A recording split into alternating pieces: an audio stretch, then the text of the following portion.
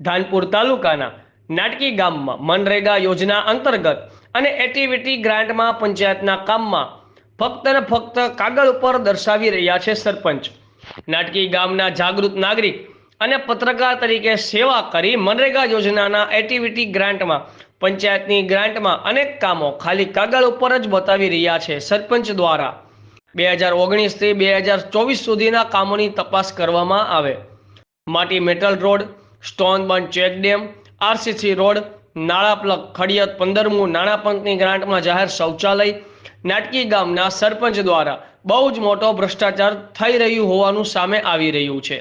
સરકારી કર્મચારીઓ દ્વારા જો આ કામોની જીઓટેક લોકેશન દ્વારા તપાસ કરે તો બહુ જ મોટો ભ્રષ્ટાચાર બહાર આવી શકે તેમ છે. બ્યુરો ચીફ કલ્પેશભાઈ ચૌહાણ, આઝાદ મીડિયા લાઈવ, દાહોદ.